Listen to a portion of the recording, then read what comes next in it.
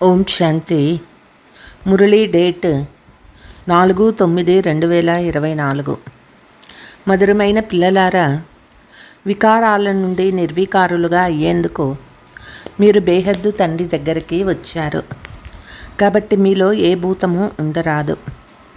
ప్రశ్న: మొత్తం కల్పమంతటిలో చదివించని ఏ చదువు మనకి తండ్రి చదివిస్తూ ఉన్నారు? జవాబు: కొత్త రాజధానిని స్థాపన చేసే చదువు. మనుషులకు రాజ్య పదవిని ఇచ్చే చదువును ఈ సమయంలో సుప్రీం తండ్రే చదివిస్తారు. ఈ కొత్త చదువును కల్పమంతటిలో ఎప్పుడూ చదివించరు. ఈ చదువు ద్వారానే సత్యయుగ రాజధాని స్థాపన జరుగుతుంది. ఓం శాంతి. మనమంతా ఆత్మలమని, శరీరం కాదని పిల్లలకి తెలుసు. అటువంటి వారినే ఆత్మాభిమానులు అంటారు. మనుషులందరూ దేహాభిమానంగా ఉన్నారు. ఇది పాపాత్ముల ప్రపంచం, అంటే వికారీ ప్రపంచం. రావణ రాజ్యం. సతయుగం గడిచిపోయింది. అక్కడ అందరూ నిర్వికారులుగా ఉండేవారు. మేము పవిత్ర దేవీ దేవతలంగా ఉండేవారమని 84 జన్మల తర్వాత పతితులమైపోయామని పిల్లలకి తెలుసు. 84 జన్మలను అందరూ తీసుకోరు. భారతీయులే దేవీ దేవతలుగా ఉండేవారు. 82, 83, 84 జన్మలు తీసుకుంటూ ఉంటారు. వారే పతితమయ్యారు. భారతదేశం అవినాశి ఖండంగా కీర్తించబడింది. భారతదేశంలో లక్ష్మీనారాయణల రాజ్యం ఉండేది. అప్పుడు అది కొత్త ప్రపంచమని, కొత్త భారతదేశమని పిలువబడేది. ఇప్పుడు పాత ప్రపంచము పాత భారతదేశంగా ఉంది. అక్కడైతే సంపూర్ణ నిర్వికారులుగా ఉండేవారు. వారికి ఏ వికారాలు లేవు. ఆ దేవతలే 84 జన్మలు తీసుకొని ఇప్పుడు పతితులుగా అయ్యారు. కామం అనే భూతము, క్రోధమనే భూతము, లోభమనే భూతము, ఇవన్నీ చాలా కఠినమైన భూతాలు. ఇందులో ముఖ్యమైనది దేహాభిమనే భూతము. రావణ రాజ్యం కదా. రావణుడు భారతదేశానికి అర్ధకల్పపు శత్రువు. మనుషుల్లో పంచవికారాలు ప్రవేశించినప్పుడు రావణుడు శత్రువుగా అవుతాడు. దేవతల్లో ఈ భూతాలు ఉండవు. పునర్జన్మలు తీసుకుంటూ వారి ఆత్మలు కూడా వికారాలలో వచ్చేశాయి. మనం దేవతలుగా ఉన్నప్పుడు ఏ భూతము ఉండేది కాదు. మీకు తెలుసు, సత్యత్రేతాయుగాలను రామరాజ్యమని, ద్వాపర కలియుగాలు రావణరాజ్యమని అంటారు. ఇక్కడ ప్రతి ఒక్క నరనారిలో పంచవికారాలు ఉన్నాయి. ద్వాపర యుగం నుండి కలియుగం వరకు పంచవికారాలు ఉంటాయి. ఇప్పుడు మీరు పురుషోత్తమ సంగమ యుగంలో ఉన్నారు. వికారాల నుండి నిర్వికారులుగా అయ్యేందుకు బేహద్దు తండ్రి దగ్గరికి వచ్చాము. నిర్వికారులైన తర్వాత ఏ వికారము వశమైన మీ ముఖాన్ని నల్లగా చేసుకున్నారని, ఇప్పుడు తెల్లగా అవ్వడం కష్టమని బాబా వ్రాస్తారు. 5 మేడ నుండి కింద పడినట్లే ఎముకలు విరిగిపోతాయి. గీతలో కూడా ఉన్నది కదా, కామం మహాశత్రువు. భారతదేశపు వాస్తవిక ధర్మశాస్త్రము ఒక గీతే. ప్రతి ఒక్క ధర్మానికి ఒక్క శాస్త్రమే ఉంది. భారతీయులైతే చాలా శాస్త్రాలు ఉన్నాయి. దీనిని భక్తి అని అంటారు. కొత్త ప్రపంచపు సతో ప్రధానమైన బంగారు యుగము. అక్కడ యుద్ధాలు మొదలైనవి ఏమీ ఉండవు. దీర్ఘాయుష్షు కలవారు నిరంతరము ఆరోగ్యవంతులుగా ఐశ్వర్యవంతులుగా ఉండేవారు. దేవతలమైన మనము చాలా సుఖంగా ఉండేవారమని మీకు గుర్తుకొచ్చింది. అక్కడ అకాల మృత్యువు ఉండదు, మృత్యు భయం ఉండదు. అక్కడ ఆరోగ్యం, ఐశ్వర్యం, సంతోషం అన్నీ ఉంటాయి. నరకంలో సంతోషం ఉండదు. శరీరానికి ఏదో ఒక రోగం వస్తూనే ఉంటుంది. ఇది అత్యంత దుఃఖపూరిత ప్రపంచము. అది అపారమైన సుఖాల ప్రపంచము. బేహద్దు తండ్రి దుఃఖ ప్రపంచాన్ని రచించరు. తండ్రి సుఖ ప్రపంచాన్ని రచించారు. రావణ రాజ్యం వచ్చిన తర్వాత రావణుని ద్వారా దుఃఖము, అశాంతి లభించింది. సత్యయుగము సుఖధామము, కలియుగము దుఃఖధామము. వికారంలో వెళ్ళడం అనగా ఒకరిపై ఒకరు కామఖడ్గాన్ని ఉపయోగించుకోవటం. ఇది భగవంతుని రచనే కదా అని మనుషులు అంటారు. కానీ కాదు, భగవంతుని రచన కాదు, ఇది రావణుని రచన. భగవంతుడు స్వర్గాన్ని రచించారు. అక్కడ కామ వికారం ఉండదు. సుఖదుఖాలను భగవంతుడే ఇస్తాడని కాదు. భగవంతుడు అనంతమైన తండ్రి పిల్లలకి దుఃఖం ఎలా ఇస్తారు? బాబా సుఖ వారసత్వాన్ని ఇస్తారు. అర్ధకల్పం తర్వాత రావణుడు శాపం ఇస్తాడని తండ్రి చెప్తారు. సత్యయుగంలో చాలా సుఖంగా సంపన్నంగా ఉండేవారు. ఒక్క సోమనాథ మందిరంలోనే ఎన్ని వజ్ర వైడూర్యాలు ఉండేవి. భారతదేశం ఎంత సంపన్నంగా ఉండేది, ఇప్పుడు దివాళా తీసింది.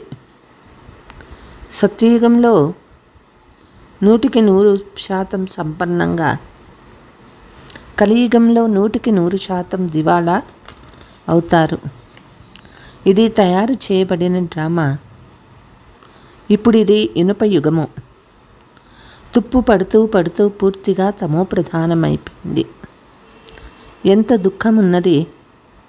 ఈ విమానాలు మొదలైనవి 100 సంవత్సరాల లోపే తయారైనాయి. దీనినే మాయా ఆడంబరమని అంటారు. సైన్సు స్వర్గాన్ని తయారు చేసిందని భావిస్తారు. కానీ ఇది రావణుని స్వర్గము. కలియుగంలో మాయా ఆడంబరం చూసి మీ వద్దకు చాలా కష్టంగా వస్తారు.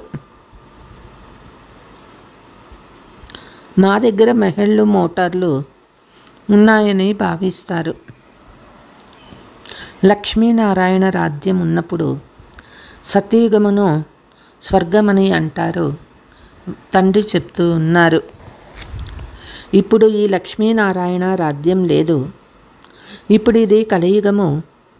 దీని తర్వాత వీరి రాజ్యం వస్తుంది. మొదట భారతదేశం చాలా చిన్నదిగా ఉండేది. కొత్త ప్రపంచంలో 9 లక్షల మంది దేవతలు మాత్రమే ఉండేవారు. తర్వాత వృద్ధి చెందుతూ ఉంటారు. మొత్తం సృష్టి అంతా వృద్ధి చెందుతూ ఉంటుంది కదా. మొట్టమొదట కేవలం దేవీ దేవతలు మాత్రమే ఉండేవారు. కావున బేహద్దు తండ్రి కూర్చొని ప్రపంచ చరిత్ర భూగోళాన్ని అర్థం చేయిస్తారు. తండ్రి తప్ప మరెవ్వరూ తెప్పలేరు. వారిని నాలెడ్జ్ఫుల్ గాడ్ ఫాదర్ అంటారు. వారు సర్వ ఆత్మలకి తండ్రి. ఆత్మలందరూ పరస్పరంలో బాయి బాయి తర్వాత సోదర సోదరులుగా అవుతారు. మీరందరూ ప్రజాపిత బ్రహ్మకు దత్తపుత్రులు. ఆత్మలందరూ వారి సంతానమే. వారిని పరంపిత అని అంటారు. వారి పేరే శివ. తండ్రి అర్థం చేయిస్తూ ఉన్నారు. నాకు శివ అనే పేరు ఒక్కటే ఉంది. తర్వాత భక్తి మార్గంలో మనుషులు చాలా మందిరాలు కడతారు, చాలా పేర్లు పెట్టారు. భక్తి సామాగ్రి చాలా ఉన్నది. దానిని చదువు అనని అనరు. అందులో లక్ష్యము లేదు. అది ఇంకా కిందకి దిగజారుస్తుంది. దిగుతూ దిగుతూ తమో ప్రధానమైపోతారు. మరలా అందరూ సతో ప్రధానంగా అవ్వాలి. మీరు సతో ప్రధానంగా అయ్యి స్వర్గంలోకి వస్తారు. మిగిలిన వారందరూ సతో ప్రధానమై శాంతిధామంలో ఉంటారు. దీనిని బాగా గుర్తుంచుకోండి. బాబా మీరొచ్చి పతితుల్ని పావనంగా తయారు చేయండి అని మీరు నన్ను పిలిచారు. కనుక ఈ మొత్తం ప్రపంచాన్ని పావనంగా చేసేందుకు తండ్రి వచ్చారు. గంగా స్నానం చేయడం వల్లనే పావనంగా అవుతామని మానవులు అనుకుంటారు. గంగను పతిత పావనిగా భావిస్తారు. కుంటలో లేక బావిలో నుండి నీరు వచ్చినా దానిని కూడా గంగా నీరు అని భావించటం స్నానం చేస్తారు. గుప్త గంగా అని భావిస్తారు. తీర్థయాత్రలకు కానీ ఏ కొండపైకో కానీ వెళ్ళినప్పుడు దానిని కూడా గుప్త గంగా అని అంటారు. దీనిని అసత్యమని అంటారు. భగవంతుడు అంటే సత్యం అంటారు. రావణ రాజ్యంలో అందరూ అసత్యాన్నే చెప్తారు. భగవంతుడైన తండ్రి ఒక్కరే సత్యఖండాన్ని స్థాపిస్తారు. అక్కడ అసత్యం అనే విషయమే ఉండదు. దేవతలకి నైవేద్యం కూడా శుద్ధంగా పెడతారు. ఇప్పుడు ఆసురీ రాజ్యం ఉన్నది. సత్య త్రేతాయుగాలలో ఈశ్వరీయ రాజ్యం ఉంటుంది. అది ఇప్పుడు స్థాపన అవుతుంది. ఈశ్వరుడే వచ్చి అందరికీ పావనంగా చేస్తారు. దేవతలలో ఏ వికారము ఉండదు. యథా రాజా రాణి తథా ప్రజ, అందరూ పవిత్రంగా ఉంటారు. ఇక్కడ అందరూ పాపులుగా, కాములుగా, క్రోధులుగా ఉన్నారు. కొత్త ప్రపంచాన్ని స్వర్గమని, దీనిని నరకమని అంటారు. నరకాన్ని స్వర్గంగా తండ్రి తప్ప మరెవ్వరూ చేయలేరు. ఇక్కడ అందరూ పతితమై నరకవాసులుగా ఉన్నారు. సత్యయుగంలో పావనంగా మేము పతితుల నుండి పావనంగా అయ్యేందుకు స్నానం చేసేందుకు వెళ్తున్నామని అక్కడ అనరు. ఇది వెరైటీ సృష్టి రూపీ వృక్షము. భగవంతుడు బీజరూపుడు. వారే రచనను రచిస్తారు. మొట్టమొదట దేవీ దేవతని రచిస్తారు. తర్వాత వృద్ధి చెందుతూ చెందుతూ ఇన్ని ధర్మాలైపోతాయి. మొదట ఒకే ధర్మము, ఒకే రాజ్యము ఉండేది. చాలా సుఖం ఉండేది. విశ్వంలో శాంతి ఉండాలని మనుషులు కోరుకుంటారు. దాన్ని మీరిప్పుడు స్థాపిస్తున్నారు. మిగిలినవన్నీ సమాప్తమైపోతాయి. కొద్దిమంది మాత్రమే ఉంటారు. ఈ చక్రము తిరుగుతూ ఉంటుంది. ఇప్పుడు కలియుగ అంతము మరియు సత్యయుగాల పురుషోత్తమ సంగమయుగము. దీనిని కళ్యాణకారి పురుషోత్తమ సంగమయుగమని అంటారు. కలియుగం తర్వాత సత్యయుగము స్థాపన అవుతూ ఉన్నది. సంగమయుగంలో మీరు చదువుకుంటున్నారు. దీని ఫలితం సత్యయుగంలో లభిస్తుంది. ఇక్కడ ఎంత పవిత్రంగా అవుతారో, ఎంత బాగా చదువుకుంటారో అక్కడ అంత ఉన్నత పదవిని పొందుతారు. ఇటువంటి చదువు ఎక్కడా ఉండదు. మీకు ఈ చదువు ద్వారా సుఖము కొత్త ప్రపంచంలో లభిస్తుంది. ఒకవేళ ఏదైనా భూతాలు ఉంటే ఒకటేమో శిక్ష అనుభవించాలి, రెండవది అక్కడ మీరు తక్కువ పదవిని పొందుతారు. ఎవరైతే సంపూర్ణమై ఇతరులను కూడా చదివిస్తారో వారు పదవి కూడా ఉన్నతమైనదే పొందుతారు. ఎన్ని సేవా కేంద్రాలు ఉన్నాయి?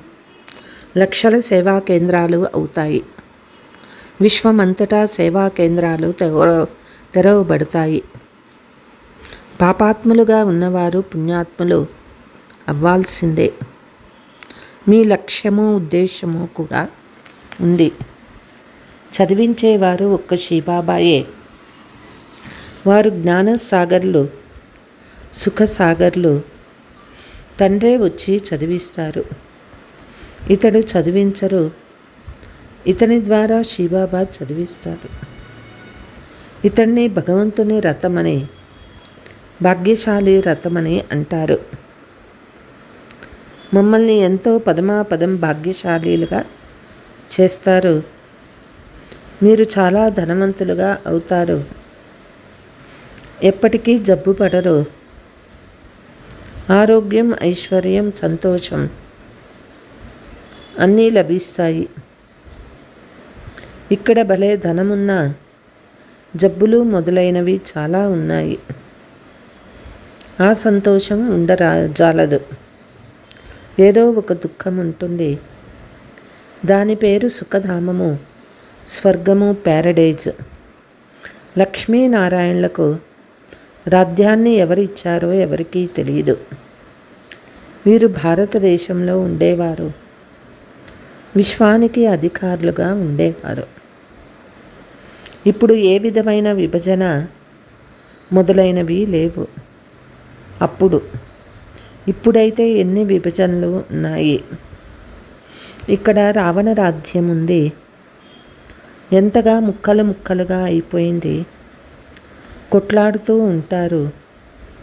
అక్కడైతే మొత్తం భారతదేశం అంతటా దేవీ దేవత రాజ్యం ఉండేది.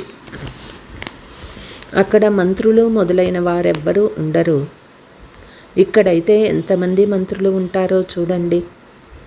ఎందుకంటే తెలివిహీనులుగా ఉన్నారు. మంత్రులు కూడా అదే విధంగా తమో ప్రధానమై పతితులుగా ఉన్నారు. పతితులు చేరి చేయి కలిపి పొడవైన చెయ్యి అయినట్లు నిరుపేదలుగా అవుతూ ఉంటారు. అప్పు కూడా తీసుకుంటూ ఉంటారు. సత్యయుగంలో అయితే ధాన్యము, ఫలము మొదలైనవి చాలా రుచిగా ఉంటాయి. మీరు అక్కడికి వెళ్ళి ఎన్ని అనుభవం చేసి వస్తారు. సత్యయుగంలోకి వెళ్తారు, స్వర్గంలోకి వెళ్తారు. సృష్టి చక్రం ఎలా తిరుగుతుందో తండ్రి చెప్తూ ఉన్నారు. భారతదేశంలో మొదట దేవీ దేవతా ధర్మం ఉండేది. మరే ధర్మము ఉండేది కాదు. తర్వాత ద్వాపర యుగం నుండి రావణ రాజ్యం ప్రారంభమైంది. ఇప్పుడు ఇది వికారీ ప్రపంచము. తర్వాత మీరు పవిత్రంగా అయ్యి నిర్వికారి దేవతలుగా అవుతారు. ఇది పాఠశాల. భగవాను వాచ. పిల్లలకు రాజయోగం నేర్పిస్తారు. భవిష్యత్తులో మీరు కూడా లక్ష్మీనారాయణులుగా అవుతారు. రాజ్యాన్ని పొందే చదువు మరెక్కడా లభించదు. తండ్రే చదివించి కొత్త ప్రపంచ రాజధానిని ఇస్తారు. Supreme father teacher Sadguru Shivbaba ఒక్కరే. తండ్రి అంటే తప్పకుండా వారసత్వం లభించాలి. భగవంతుడు తప్పకుండా స్వర్గ వారసత్వాన్ని ఇస్తారు. రావణుణ్ణి ప్రతి సంవత్సరం తగలబెడతారు. ఇతడు భారతదేశానికి నెంబర్ 1 శత్రువు. రావణుడు ఎలాంటి అసురులుగా చేసేసాడు. ఇతని రాజ్యం 2500 సంవత్సరాలు ఉంటుంది. నేను మిమ్మల్ని సుఖధామానికి అధికారులుగా చేస్తానని తండ్రి చెప్తారు. రావణుడు దుఃఖధామంలోకి తీసుకువెళ్తారు. ఆయుష్ కూడా తగ్గిపోతుంది. అకస్మాత్తుగా అకాల మృత్యువు లభిస్తుంది. అనేక జబ్బులు వస్తూ ఉంటాయి. అక్కడ ఇలాంటి విషయాలేమీ ఉండవు. దాని పేరే స్వర్గము. ఇప్పుడు మిమ్మల్ని హిందువులని చెప్పుకుంటారు. ఎందుకంటే పతితులుగా ఉన్నారు కాబట్టి దేవతలు అని చెప్పుకునే యోగ్యత లేదు. తండ్రి కూడా కూర్చొని అర్థం చేయిస్తూ ఉన్నారు. ఇతని ప్రక్కనే బ్రుకుటి మధ్యలో వచ్చి కూర్చొని మీకు చదివిస్తారు. ఇతడం కూడా చదువుకుంటారు. మనమందరం విద్యార్థులము. తండ్రి ఒక్కరే టీచరు. ఇప్పుడు తండ్రి చదివిస్తూ ఉన్నారు. మరలా 5000 సంవత్సరాల తరువాత వచ్చి చదివిస్తారు. ఈ జ్ఞానము, ఈ చదువు మళ్ళీ అదృశ్యమైపోతుంది. చదువుకొని మీరు దేవతలుగా అయినప్పుడు 2500 సంవత్సరాల సుఖవారసత్వం తీసుకుంటారు. తర్వాత దుఃఖం ఉంటుంది. ఇది రావణుని శాపము. ఇప్పుడు భారతదేశం దుఃఖపూరితమైపోయింది. ఇది దుఃఖధామము. పతిత పావన రండి వచ్చి పావనంగా చేయండి అంటారు కదా. ఇప్పుడు మీలో ఏ వికారము ఉండరాదు. కానీ అర్ధకల్పం నుండి ఉన్న జబ్బులన్నీ అంత త్వరగా నయం కావు.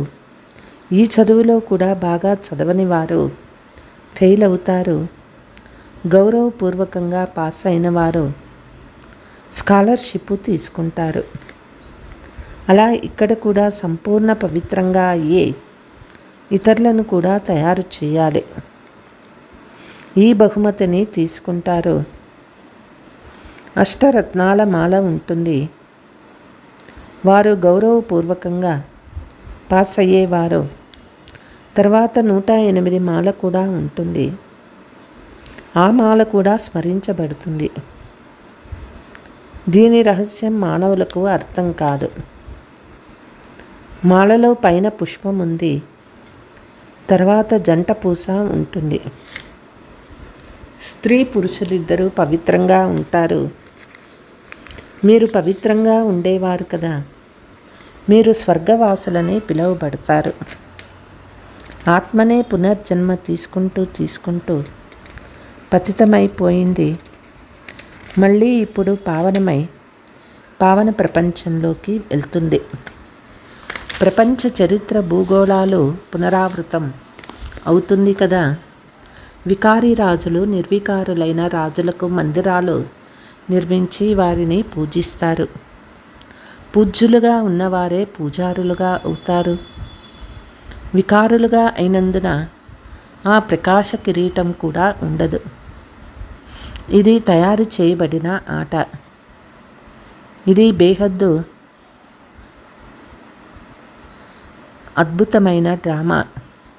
మొదట ఒకే ధర్మం ఉంటుంది. దీనిని రామరాజ్యము అంటారు. తర్వాత వేరు వేరు ధర్మాల వాళ్ళు వస్తారు. ఈ సృష్టి చక్రం ఎలా తిరుగుతూ ఉందో తండ్రి ఒక్కరు మాత్రమే అర్థం చేయించగలరు. భగవంతుడు ఒక్కరే. अच्छा मीठे मीठे सिकीलते बच्चों प्रति मात पिता बाप दादा का याद प्यार गुड मॉर्निंग। रूहानी बाप की रूहानी बच्चों को नमस्ते। हम रूहानी बच्चों की रूहानी मात पिता बाप दादा को याद प्यार गुड मॉर्निंग नमस्ते नमस्ते। धारणा స్వయం భగవంతుడే టీచర్గా అయ్యి చదివిస్తారు. కాబట్టి చాలా బాగా చదువుకోవాలి. స్కాలర్షిప్ తీసుకునేందుకు పవిత్రంగా అయ్యి ఇతరులను కూడా పవిత్రంగా చేసే సేవ చేయాలి. ఆంతరికంలో ప్రవేశించిన కామక్రోధాల భూతాలను తొలగించాలి. లక్ష్యం ఎదురుగా ఉంచుకొని పురుషార్థం చేయాలి. వరదానము: మాయ యొక్క నీడ నుండి బయటకి వచ్చి స్మృతి యొక్క ఛత్రఛాయలో ఉండే చింతలేని చక్రవర్తులు అవ్వండి. ఎవరైతే తండ్రి స్మృతి అనే ఛత్రఛాయ కింద ఉంటారో వారు స్వయం సదా సురక్షితంగా ఉన్నామని అనుభవం చేస్తారు. మాయా యొక్క ఛాయ నుండి రక్షించుకునే సాధనం తండ్రి యొక్క ఛత్రఛాయ. ఛత్రఛాయలో ఉండేవారు సదా చింతలేని చక్రవర్తులుగా ఉంటారు. ఒకవేళ ఏదైనా చింత ఉంటే సంతోషం మాయమైపోతుంది.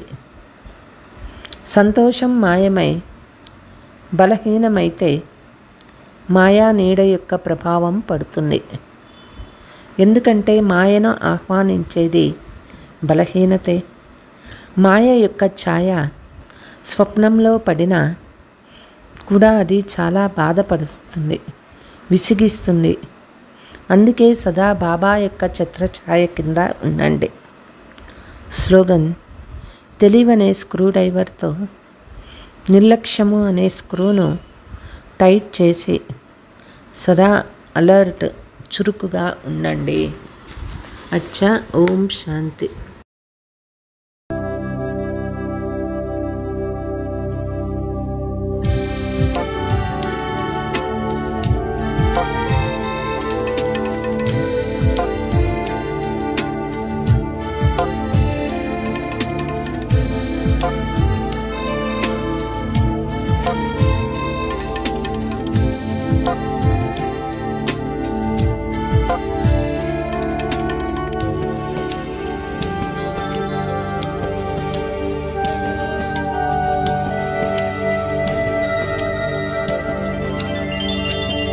दया सिंधु आकर के अब ये धरा पर,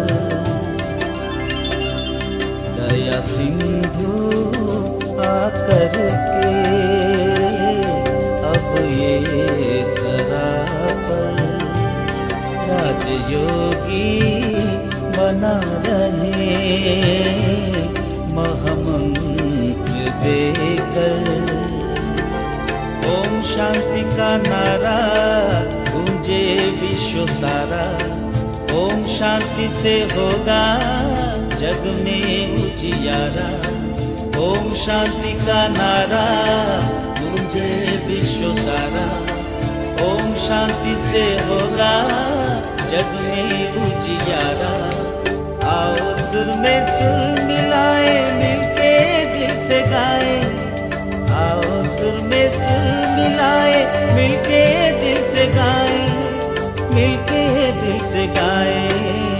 ओम शांति, ओम शांति, ओम शांति, ओम शांति, ओम शांति, ओम शांति, ओम शांति, ओम शांति।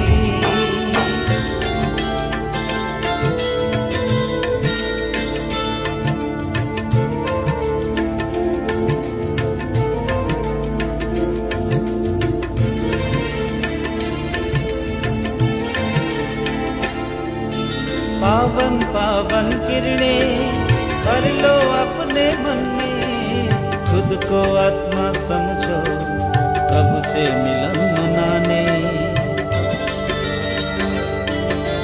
पावन पावन किरणें भर लो अपने मन में, खुद को आत्मा समझो प्रभु से मिलन मनाने।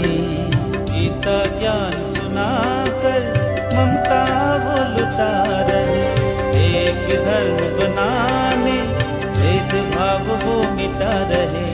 ओम शांति, ओम शांति, हर सबको है प्यारा।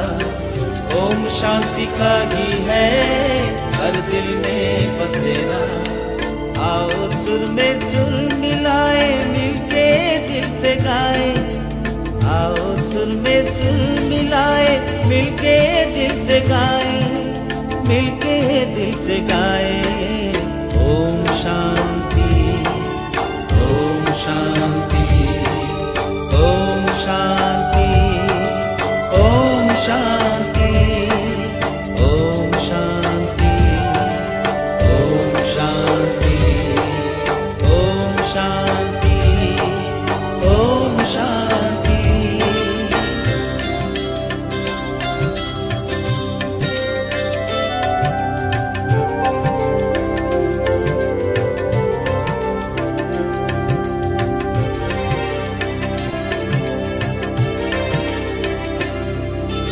जीने का ढंग सिखाने, दुखों से बचाने, जीवन सुखी बनाने, दैवी दुनिया बनाने। जीने का ढंग सिखाने, दुखों से बचाने, जीवन सुखी बनाने, दैवी दुनिया बनाने। आत्मज्ञान को साध कर करे सच साधना, सद्विचार और सदाचार से करेंगे ही आराधना। ओम शांति लाएगा शरीर नया सवेरा। ओम शांति से होगा सब में भाईचारा। आओ सुर में सुर मिलाए मिलके दिल से गाए। आओ सुर में सुर मिलाए मिलके दिल से गाए, मिलके दिल से गाए। ओम शांति, ओम शांति, ओम शांति, ओम शांति। दया सिंधु आकर के अब ये धरा पर राजयोगी बना रहे, महामंत्र देकर। ओम शांति का नारा गूंजे विश्व सारा। ओम शांति से होगा जग में उजियारा। ओम शांति का नारा गूंजे विश्व सारा।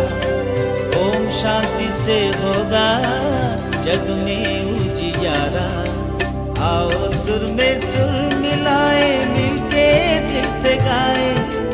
आओ सुर में सुर मिलाए मिलके दिल से गाए, मिलके दिल से गाए।